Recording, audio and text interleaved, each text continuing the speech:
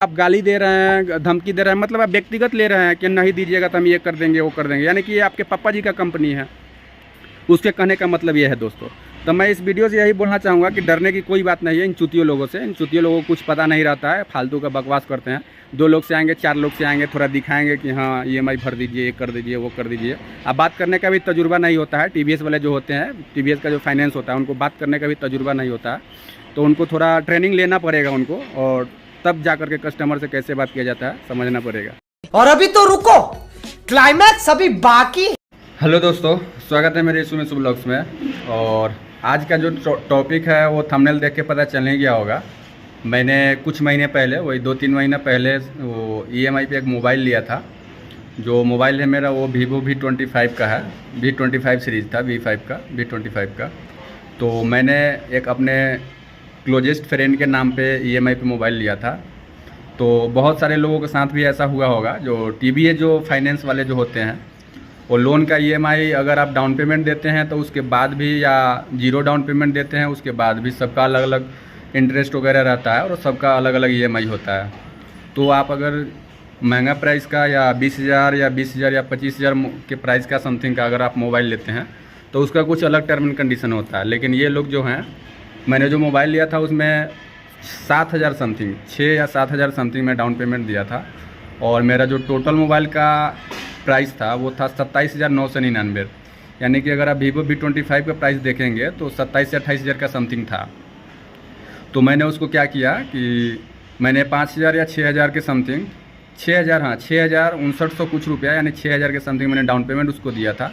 उसके बाद अगर 28,000 में से अगर आप 6,000 डाउन पेमेंट दे देते हैं तो मान के चलिए कि 22,000 के समथिंग मेरा मोबाइल का प्राइस बच गया। यानी 27,999 था, उसमें से 6,000 टोटली अगर हम माइनस करते हैं तो मेरे मोबाइल का जो एग्जैक्ट जो EMI का जो प्राइस हुआ वो 22,000 समथिंग हुआ। ठीक है, तो 22,000 में से अगर आप ही लोग बताइए कि अगर 4,000 के हिसाब से अगर मेरा EMI पर मंथ अगर लगता है तो यानी कि 4 छक 24, यानी कि 6 महीने से भी समथिंग कम लगेगा।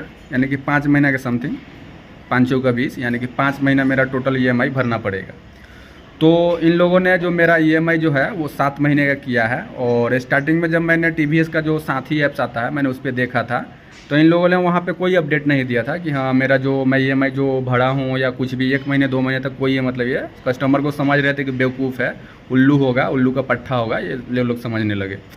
तो मैं भी उतना फोकस नहीं किया कि मैं भी बिजी था उतना, क्योंकि किसके पास उतना फालतू का टाइम है। हाँ, जो EMI मैं दूंगा यार 4,080 रुपये का था या 4,086 रुपये, मैंने सोचा कि EMI पर मंथ में भरूँगा। लेकिन उसके बावजूद भी ये लोग ये नहीं समझा कि हाँ सामने वाला कस्टमर कैसा है, क्या है, उसके पास कुछ जानकारी है या नहीं है। उसके बावजूद ये लोग मेरे मोबाइल का जो है डाउन पेमेंट देने के बाद भी मेरे मोबाइल का प्राइस जो है इंक्रीमेंट करके 34,000 समथिंग कर दे रहे हैं। यानी 28,000 का फ़ोन है। अगर टोटल ऑल ओवरऑल देखा जाए तो 2,000 एक्स्ट्रा अगर मेरा अगर EMI अगर लेट भरते हैं या कुछ बाउंस करता है या कुछ भी है तो उसका एक अलग चार्ज होता है, जो कि क्या बोलते हैं उसको, लेट से भरने पर जो उसका चार्ज होता है वो 100 रुपये या 200 रुपये एक्स्ट्रा होता है। 1-2 दिन का होता है वो, मान के चलिए। ऐसा नहीं है, कोई भी ऐसा EMI नहीं है कि हाँ अगर हम 1 महीना नहीं देते हैं तो 34% और 35% मेरा इंटरेस्ट जो है वो लगने लगा। ऐसा कहीं का रूल नहीं है। ठीक है, हार्डली हो गया 8%, 10%, 12% हार्ड हो गया ये इंटरेस्ट जो होता है। लेकिन ये लोग समझे क्या कि नहीं भरेंगे तो हम बढ़ाते चले जाएंगे, तो इससे क्या है कि ये लोग और प्रेशर में आके भर देंगे। तो मैंने क्या किया कि वहाँ पे मैं देखा कि ये लोग 28,000 का जो मोबाइल है वो 34,000 का EMI मेरा ये बना देते हैं। तो मेरा पूरा पारा गर्म हो गया कि मैं यार 28,000 का फ़ोन और 34,000 कैसे दे दूँगा। चलो मान लेते हैं कि 2,000 एक्स्ट्रा अगर लेता है तो 30,000 हुआ मोबाइल, 4,000 भी एक्स्ट्रा लेता है तो 32,000 हुआ। लेकिन 28,000 का फ़ोन अगर 34,000, तो फिर सोचने वाली बात है। अगर आप एज ए स्टूडेंट हो, या अगर आप अच्छा खासा अगर आपका इनकम नहीं है, या अगर आप फैमिली से दूर रह रहे हो, या आप मतलब जो भी है प्राइवेट सेक्टर में अगर 10,000 15,000 का काम कर रहे हैं, उस हिसाब से अगर देखा जाए तो EMI आपके लिए कुछ ज़्यादा ही हो रहा है। तो मैंने सोचा कि ठीक है मैं इसको देखता हूँ। फिर मैंने जो मेरा EMI जो था, रिटेलर जो था उसका नाम था विक्की था, वो जाफरपुर से बिलोंग करता है। मैं मुजफ्फरपुर डिस्ट्रिक्ट जाफरपुर से हूँ, मैं पंदे से हूँ। तो मैंने सोचा कि उससे बात करता हूँ, कुछ कंसल्ट वगैरह देखते हैं करके क्या बोलता है। अब वो क्या कर रहा है कि मोबाइल तू नहीं लिया है, नहीं लिया है, मतलब होता नहीं है, मतलब जो होता है, जो कम नॉलेज वाला जो आदमी होता है कुछ ज़्यादा ही मतलब अपने आप को समझने लगता है कि हाँ हम मोबाइल का दुकान खोल लिया है तो मेरे से ज़्यादा कोई नॉलेजेबल है ही है। मतलब कस्टमर जो है सामने वाला बेवकूफ़ है, चुतिया है, मतलब वो लोग समझता है ऐसा कुछ। तो मैं भी सोचा ठीक है, पोलाइटली एक दिन बात किया, फिर मैं फ़ोन रख दिया। फिर उसके बाद फिर से मैं चेक किया कि मैं सोचा कि अब EMI का डेट आ गया तो मैं एक भर देता हूँ। तो मैं जनवरी में जो है 4086 में भर दिया। दिसंबर में मोबाइल लिया था, मैं जनवरी में EMI भर दिया। उसके बाद फिर से मैं देख रहा हूँ कोई अपडेट नहीं, कोई वहाँ पे मतलब कुछ भी नहीं, ना कोई क्लू कि हाँ कितना है नहीं है, कुछ नहीं समझा रहा है। अब मैं जब भी उससे पूछ रहा हूँ कि हाँ यार EMI कितना है या क्या है, तो बोल रहा है कि मैं तुमको मोबाइल नहीं दिया हूँ, जिसको दिया हूँ उससे पूछ लेना, मैं उसको सब बता दिया हूँ। मतलब होता नहीं है नो पोलाइटली, मतलब हाई पिच साउंड में। मतलब एक तो यार कस्टमर जो है वो लक्ष्मी होता है, तुमको कस्टमर से पैसा कमाना है, उसके बाद भी अगर आप कस्टमर से ऐसे बात कर रहे हो और वो भी उससे बात कर रहे हो जिससे तुमको EMI मिलने वाला है, तो सामने वाला क्या तुमको EMI देगा? तुमको लात देगा, लात। तो अब मैंने सोचा कि यार ठीक है, फिर से मैं कॉल करता हूँ। मैं बात किया उससे, बात करने के बाद मैं सोचा कि हाँ, पूछा उससे, फिर वो मेरे से गाली गलौज करने लगा। और गाली गलौज करने के बाद उसका जो कंपनी का जो आदमी होता है उसको फ़ोन कर रहा है कि ऐसा ऐसा बात है, अभिषेक हमको कॉल कर रहा है, गाली दे रहा है। मतलब पॉलिश मारने के बराबर नहीं होता है। अगला बंदा भी फ़ोन किया, 1 दिन हो गया, 2 दिन हो गया। उसके बाद जो है मेरे से वो बात किया, मैं भी उससे बात किया। मैं बोला ठीक है, अगर ऐसा बात है तो मैं EMI दे दूँगा। मैं उससे पोलाइटली बोला कि अगर ऐसा बात है, जो भी मेरा EMI है मैं वो दे दूँगा, लेकिन पहले आप EMI के बारे में आप हमको समझा दीजिए कि हाँ मेरा जो EMI है वो 6 महीना का कैसे कैसे भरना है, और टोटल जो है कितना, मतलब जो मोबाइल का प्राइस है उससे कितना ज़्यादा करके पड़ेगा मेरा। तो वो भी कैलकुलेशन किया, बताया। तो मैं उसको समझाया अच्छे से कि देखिए ऐसा ऐसा है, मैं भी कैलकुलेशन की, मैं भी पढ़ा लिखा हूँ, मैं भी चुतिया नहीं हूँ यहाँ पे, और आप भी चुतिया नहीं है। ऐसा नहीं मैं आपको भी चुतिया बोल रहा हूँ, आप भी चुतिया नहीं है, आप भी पढ़े लिखे हैं, लेकिन अगर आप सामने वालों को चुतिया समझ रहे हैं इसका मतलब आप भी चुतिया नहीं हैं, समझे।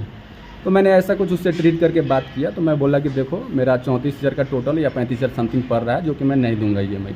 और दूसरी चीज़, EMI उसी कंडीशन पे दूंगा जो मतलब जो भी है मुखिया के क्या बोलते हैं, गांव के जो मुखिया होंगे, सरपंच होंगे, जो भी है पंचायत समिति होंगे, विधायक होंगे, ज़रूरत पड़ेगा तो विधायक भी आएगा, ऐसा नहीं आएगा। मीटिंग में रखा जाएगा कि हाँ मोबाइल का कैसे कैसे, जब कस्टमर सामने वाला भी बात ही कर रहा है तुमसे कि हाँ जो EMI है वो कैसे भरेंगे, क्या करेंगे, तब तक तुम उसको फाइनेंस कर दे रहे हो। चलो मान लिया फाइनेंस उसका जरूरी है, कर दिया, मैंने मोबाइल मंगा लिया, रख लिया। उसके बावजूद अगर तुम उसका डिटेल्स नहीं दे रहे हो, उसका इन्फॉर्मेशन नहीं दे रहे हो, क्या है नहीं है, EMI कितना भरना, कस्टमर को समझ में नहीं है, तुमको कैसे पैसा दे देगा। फिर वो लोग मेरे से बेतुक का बात करने लगा कि ये है वो है, हम लोग 4 लोग से आएंगे, 5 लोग हैं। हम लोग ठीक है यार, तू पूरा कंपनी के आदमी लेके आना, उससे कोई मैटर नहीं है। फिर उसके बाद वो लोग 4-5 लोग से आए। अब आप ही बताइए कि EMI का सुनने का तरीका नहीं है। पहले जो भी है EMI अगर लेट होता है या बाउंस होता है तो नोटिस दिया जाता है, वहाँ का सर्किल मैनेजर है वो उसको कॉल करता है, फिर उसको प्रेशर डालता है कस्टमर को कि हाँ कोशिश करो पोलाइटली बात करके और EMI वहाँ पे कलेक्ट करने का। लेकिन ये लोग क्या है कि एकदम पूरा मैं असूल लूँगा, तो मैं राय जी हूँ, तो मैं यादव हूँ, तो मैं तुम भी यादव हो तो क्या कर लोगे, मतलब कास्टिज्म करने लगे। बिहार में तो जानते ही हैं चुतिया लोग हैं, वहाँ पे सबसे ज़्यादा कास्टिज्म होता है। तो जो EMI सुन लिया था वो यादव है सर, उसका मैं फ़ोटो भी दिखाऊंगा कैसा है, बॉडी सोडी थोड़ा बना लिया है, तो लगता है कि हाँ पूरा मतलब पूरा एरिया का रिटेलरशिप का मैं विधायक हूँ, मतलब जितना भी TVS ब्रांच है मेरा बाप का है, ऐसा वो फील करता है। तो मैंने उससे बोला, एक दिन पोलाइटली मैं कॉल किया कि देखो भाई EMI ना क्या बोलते हैं, वीवो का जो है ना, वीवो कंपनी, मैंने बोला, मैं झूठ क्यों बोलूँगा, मेरे को गुस्सा आ गया, मैं गुस्से में था। तो मैंने उसको बोला कि देखो भाई जो वीवो का जो है ना मोबाइल जो EMI पे मैं लिया हूँ वो तुम्हारे पिताजी का नहीं है, जो तुम इस तरह से मेरे सामने वाला जो मैं जिसके नाम पे मैं EMI करवाया हूँ उसको बार बार इरिटेट कर रहे हो, बार बार परेशान कर रहे हो कि घर पे आएंगे, घर पे जाने से क्या तुमको EMI मिल जाएगा। अब मैसेज कर रहा है कि देखिए सोनू जी ये हो जाएगा वो हो जाएगा, ये बहुत बुरा भुगतना पड़ेगा। मतलब मैसेज इस टाइप से टाइप कर रहा है ना, मैं दिखाऊंगा, ये देख सकते हैं यहाँ पे जो मैसेज टाइप किया हुआ है वो इस तरह है कि देखिए अगर आप EMI नहीं भरते हैं तो आपके साथ बुरा बर्ताव हो सकता है, ऐसा कुछ। तो तुम ही बताओ, अगर EMI नहीं भरेंगे तो क्या तुम उसको धमकी दे रहे हो कि मार देंगे, तुमको उठा लेंगे, जेल कर देंगे। और उसके बाद उससे भी अगर बात नहीं बना तो देख सकते हैं यहाँ पे सामने स्क्रीन पे अच्छे से देख सकते हैं, आपके साथ भी ऐसा हुआ होगा कि इन्होंने एक स्पीड पोस्ट करवाया है, जो कि लोकेशन में चेक किया हूँ तो उत्तर प्रदेश का है, उत्तर प्रदेश का बुलंदशहर शहर की पता नहीं कुछ है ऐसे ही, उसका पिन कोड यहाँ पे देख सकते हैं। तो मैं देखा कि यार यहाँ से स्पीड पोस्ट करा के और यहाँ पे देख सकते हैं कि धारा जो है कुछ इस तरह है। तो सामने देख सकते हैं, आपको जो है डिस्प्ले पे दिख रहा होगा, और मैं लिख के अभी लाया हूँ क्योंकि मैं भूल गया था। तो यहाँ पे देख सकते हैं 406 और 420 और 467 और 468 और 471 और 504 एक्ट जो है इन लोगों ने लगाया है। चला ऐसा लग रहा है, मतलब ये देखने से लग रहा है कि बहुत बड़ा जो है, बहुत बड़ा इतना एक्ट तो हमको लगता है एक अपराधी को भी नहीं लगता है जैसे ये लोग ट्रीट कर रहा है। और इनको लग रहा है कि मैं ये टोटली जो एक्ट है इसके बारे में मैं कुछ नहीं जानता हूँ। तो मैं भी सामने देख सकते हैं दोस्तों, ये एक एक करके मैं दिखा रहा हूँ। 406 का जो मतलब है वो यहाँ पे सामने मैं दिखा रहा हूँ, इसका क्या मतलब है, इसका क्या मीनिंग्स होता है। उस चूतियों को थोड़ा मैं समझाना चाहूँगा कि 406 जो धारा है उसका क्या मतलब होता है। और अभी तो रुको, क्लाइमैक्स अभी बाकी। मैं थोड़ा बाहर आ गया हूँ, उधर गर्मी लग रहा था। तो देख सकते हैं यहाँ पे 406 एक्ट जो है, इसका मतलब जो है, मैं उतना पढ़ा लिखा नहीं हूँ, मुझे इंग्लिश नहीं आता है, उस चुत्तियों को ऐसा लग रहा होगा। तो इसका मतलब ये होता है कि अगर आप कोई भी सामान अगर किसी सामने वाले से अगर बेच रहे हैं, विश्वास के तौर पे अगर बेच रहे हैं, और वो अगर अगला आदमी अगर उस चीज़ को अगर किसी और से बेच करके ये कर रहा है, उसका हनन कर रहा है, तो उस कंडीशन में ये 406 एक्ट जो होता है आप पे लागू एक्ट होता है ये। तो आप ही बताइए दोस्तों, हमारे और आपके बीच जो है एक बॉन्ड बन करके और यहाँ पे EMI कर करके, और वो भी डाउन पेमेंट करके मैंने आपसे मोबाइल खरीदा और एक EMI मैं भर भी दिया हूँ, उसके बावजूद ये एक्ट मतलब ये लगा जा रहा है। तो चुत्ती को थोड़ा समझाइए, 406 एक्ट जो है इन पे लगना चाहिए, मेरे पे लगना चाहिए। नेक्स्ट मैं बताता हूँ, 1 मिनट। और सामने देख सकते हैं एक और एक्ट है जिसका नाम है 420, जो एक्ट इन्होंने यहाँ पे मेंशन किया है। उसका क्या मतलब होता है इंग्लिश में आप पढ़ सकते हैं, जो मैं सामने डिस्प्ले पे दिखा रहा हूँ। और इसका मतलब मैं उतना नहीं जानता हूँ, लेकिन इतना ज़रूर जानता हूँ कि इसका मतलब होता है चीटिंग करना, यानी धोखाधड़ी करना किसी के साथ। तो सोच सकते हैं कि क्या मैं जो प्रोडक्ट लिया हूँ, प्रोडक्ट नहीं बोलूँगा उसको, जो मैं मोबाइल ख़रीदा हूँ, क्या मैं उसके साथ चीटिंग के साथ लिया हूँ, यानी धोखा दे करके या आँख बिचौलिया करके मैं उससे मोबाइल ख़रीदा हूँ क्या? चाहे आप भी अगर मोबाइल ख़रीदते हैं दोस्तों, EMI पर लेते हैं, तो क्या धोखाधड़ी करके ख़रीदते हैं कि एक दूसरे के परमिशन के साथ एक दूसरे से समझौता करके आप कोई चीज़ खरीदते हैं? दुकान में सिंपल एक सब्जी भी अगर खरीदने जाते हैं तो सामने वाला अगर रेट अगर वो अपना रखा है, उस रेट को मैं नहीं अगर देता हूँ तो सामने वाला सब्जी भी नहीं छूने देता है। तो इस चुतियों को थोड़ा समझाइए कि 420 एक्ट का मतलब क्या होता है। नेक्स्ट मैं बताता हूँ। 467 और 468 और 471 जो है, ये टोटली जो एक्ट है ये फालतू का एक्ट है। ऐसा कुछ नहीं है कि हाँ इसमें कुछ है। टोटली जो है कूट रचना या चीटिंगबाजी या धोखाधड़ी या आँख बिचौलिया, टोटली इस श्रेणी में रखा गया है। और लास्ट वन जो है ये 504 एक्ट जो है, जो इन्होंने तो हद पार कर दिया है। मतलब होता नहीं है कि आता कुछ नहीं है और ज्ञान ज़्यादा देने लगते हैं, वही चीज़ है। ये लोग सोच रहे हैं कि हमको कुछ नहीं आता है, लेकिन वो लोग खुद समझ रहे होंगे कि हाँ हम क्या हैं। ये लोग एडवोकेट से सलाह लिए होंगे और झूठ मूठ का मतलब टाइपिंग करा करके टाइपराइटर से, और डिजिटल आजकल तो जानते हैं डिजिटली साइन, तो डिजिटल साइन का ज़माना है। साइन ले करके स्पीड पोस्ट इन्होंने जो एड्रेस है मेरा, उस एड्रेस पे इन्होंने सेंड किया है ताकि ये लोग डर जाए। तो ऐसा कुछ नहीं है। तो 504 एक्ट जो है इसमें रखा गया इस श्रेणी में कि हाँ अगर आप कोई काम कर रहे हैं किसी जगह पे या कुछ भी, तो वहाँ पे मेन जो पर्पस है वो शांति भंग करने का एक्ट इसमें इस श्रेणी में रखा गया है कि अगर आप किसी चीज़ के बारे में अगर शांति भंग कर रहे हैं, जानबूझ करके अगर कुछ ऐसा कर रहे हैं, तो उस कैटेगरी में वो रखा गया 504। तो आप ही पूछिए कि शांति भंग हम कर रहे हैं कि शांति भंग ये लोग कर रहे हैं। अगर आप सामने वाला से हाई पिच साउंड में अगर आप बात करेंगे, सॉफ्टली बात नहीं करेंगे, और EMI के बारे में अगर आप कुछ जानकारी नहीं देंगे, जबकि मैंने बोल दिया कि अगर आपको कुछ लेना है या देना है तो आप सर्किल मैनेजर जो है आपका, जो भी है TVS हो, चाहे कोई, क्या वो विधायक थोड़ी ना, नेता थोड़ी ना, सांसद थोड़ी ना, बिजनेसमैन है, सपोज मान के चलिए, तो सर्किल मैनेजर उसका कुछ तो हायर किया होगा ना, बनाया। आप उसको लेकर के आइए, मैं बात करता हूँ उससे, क्या है नहीं है। फिर आप जो मेरे साथ रूडली बात किए हैं, मिसबिहेव जो किए हैं, उसका भी भरपाई आपको करना होगा। आपको भी मैं जो एक सेक्शन आता है, जो क्या बोलते हैं अपमान करने का जो सेक्शन आता है, मैं भी आपके ऊपर ठोकूंगा। ऐसा नहीं कि मैं आपको छोड़ दूंगा, होता है ना एक्ट, आप भी जानते होंगे। तो मैं भी आपके ऊपर ठोकूंगा, क्या लगता है आपको कि मैं ऐसे ही छोड़ दूंगा?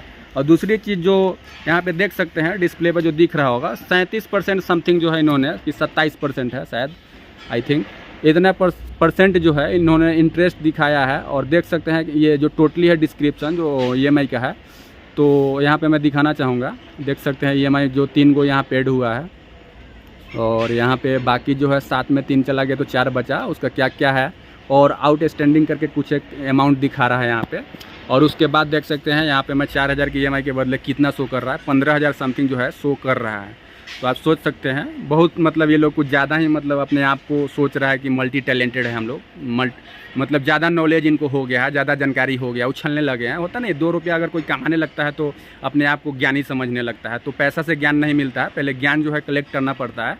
तो उस चुतियों को मैं बोलना चाहूँगा इस वीडियो के माध्यम से कि पहले ज्ञान को जो है, जानकारी जो है अच्छे से पहले ले लो, फिर सामने वाले से बात करो। और सामने वाले को कभी बच्चा मत समझो या कुछ ऐसा मत, हल्के में मत लो कि हाँ वो कुछ नहीं जानता है। तुम भी अगर जानता है कुछ या कुछ भी, तो मैं भी जानता हूँ, ऐसा नहीं कि मैं नहीं जानता हूँ। तो इस वीडियो बनाने का जो मेन पर्पस था दोस्तों कि हाँ अगर आपके साथ भी ऐसा कुछ हो रहा है या हुआ है तो आप भी एक्शन ले सकते हैं। और मैं एक डाउट जो है आप लोगों का एकदम क्लियर कर देना चाहता हूँ कि जो भी एक्ट इन्होंने बताया सब फालतू है, बकवास है, इस चक्कर में नहीं पड़ना है। और दूसरी चीज़ कि अगर आपके साथ ऐसा कर रहा है तो आप पर्सनली इनके साथ एक्शन ले सकते हैं। यानी कि अगर आपके साथ मिसबिहेव कर रहा है, आप इसके साथ जो है जो भी है कोई भी एक्ट लगा के आप इसके बाय नेम्ड FIR आप इसके ऊपर ठोक सकते हैं। क्योंकि अगर कंपनी का EMI हम अगर नहीं भरते हैं तो कंपनी का जो एक्शन होगा वो लेगी ना। तो कंपनी अगर एक्शन लेती है तो ऐसा तो नहीं है कि हाँ इसको पर्सनली व्यक्तिगत नहीं ले सकते हैं। मतलब अगला जो है पूरा व्यक्तिगत ले रहा है, मतलब आप गाली दे रहे हैं, धमकी दे रहे हैं, मतलब आप व्यक्तिगत ले रहे हैं कि नहीं दीजिएगा तो हम ये कर देंगे वो कर देंगे, यानी कि ये आपके पापा जी का कंपनी है। उसके कहने का मतलब ये है दोस्तों। तो मैं इस वीडियो से यही बोलना चाहूँगा कि डरने की कोई बात नहीं है इन चुतियों लोगों से। इन चुतियों लोगों को कुछ पता नहीं रहता है, फालतू का बकवास करते हैं।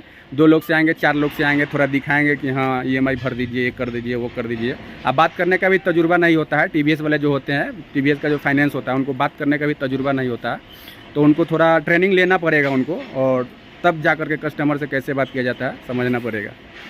तो आप बिल्कुल टेंशन ना लें, जो भी एक्ट है फालतू है, बकवास है। और अगर आप भी मोबाइल EMI पे लिए हैं, TVS फाइनेंस से अगर लिए हैं, तो बिल्कुल मोबाइल का EMI मत भरें। और इतना अगर परसेंट अगर इंटरेस्ट जोड़ करके अगर आपको ऐड करके अगर दिखा रहा है तो बिल्कुल मत भरिए।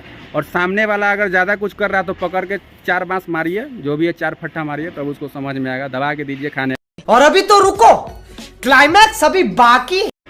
लास्टली मैं यही बोलना चाहूँगा दोस्तों कि इसमें जितने भी एक्ट बताया गया है सब बेबुनियाद है, फालतू है, बकवास है। इन लोगों के पास फालतू का टाइम है, फालतू का टाइम वेस्ट करते हैं, और सामने वाला को भी सोचते हैं कि इन लोगों के पास भी फालतू का टाइम है, वो भी वेस्ट करे मेरे साथ साथ, और बदतमीजी करते हैं, बकवास करते हैं। तो मैं लास्टली यही बोलना चाहूँगा कि जितने भी एक्ट है सभी बेबुनियाद है, फालतू है। तो कृपया आप डरे नहीं। और अगर आपके साथ मिसबिहेव कर रहा है या आपके साथ आकर के कुछ ऐसा कुछ बात कर रहा है, गाली दे रहा है, तो आप उसको दबा के मतलब जो भी करना है उसके साथ कर सकते हैं। और FIR का मतलब क्या होता है शायद इन चुतियों को मालूम नहीं है। FIR किसको बोलते हैं और FIR होने के बाद क्या होता है, जो सामने वाला का जो है वो जनाजा क्या हो सकता है, वो हमको ही पता है, उसको ही पता है। तो FIR इतना आसान चीज़ नहीं है कि किसी के खिलाफ़ और किसी के नाम पे FIR हो जाए। FIR का मतलब होता है फर्स्ट इन्फॉर्मेशन रिपोर्ट जो होता है, यानी कि पहली बार किसी के ऊपर अगर केस दर्ज हो रहा है उसे FIR बोलते हैं। तो इस चुतियों को पता नहीं है, FIR के लिए बहुत कुछ पापड़ बेलना पड़ता है तब जा कर के FIR होता है। और FIR इतना आसान चीज़ नहीं है कि आपके खिलाफ़ हो जाए। और अगर आप बच्चा हैं तो बिल्कुल ही नहीं होगा, 18 से कम है तो बिल्कुल भी नहीं होगा। तो डरे नहीं, ये लोग धमकी देंगे कि हाँ FIR हो जाएगा, ये हो जाएगा, क्योंकि इसमें जो TVS है, EMI है या कुछ भी है, इसका दूर दूर से पुलिस का या कोर्ट का, कचहरी का, इसका दूर दूर से कोई लेना देना नहीं है। क्योंकि आपके और मेरे बीच जो हो रहा है, जो सेलिंग का काम हो रहा है या ख़रीदारी का जो काम हो रहा है, खरीद बिक्री जिसको बोलते हैं, वो न आपके बिना परमिशन के हो रहा है, न मेरे बिना परमिशन के हो रहा है। यानी कि आपको जो रेट उचित लग रहा है आप उस रेट में बेच रहे हैं, हमको अगर पोसा रहा है तो उस रेट में हम खरीद रहे हैं। इसका मतलब यही होता है। तो इस कंडीशन में जो होता है वो किसी कोर्ट और कचहरी और पुलिस थाना का इसमें कोई दूर दूर से लेना देना नहीं रहता है। तो आप डरे नहीं, आप टेंशन बिल्कुल मत लें। मैं इस चीज़ को मैं क्लियर कर दिया हूँ इस वीडियो के माध्यम से, और मेरे साथ जो हुआ मैं एकदम पूरा मतलब ओपनली बता दिया हूँ। तो आप भी डरे नहीं। तब तक के लिए दोस्तों लव यू, बाय। मिलते हैं फिर नेक्स्ट व्लॉग में।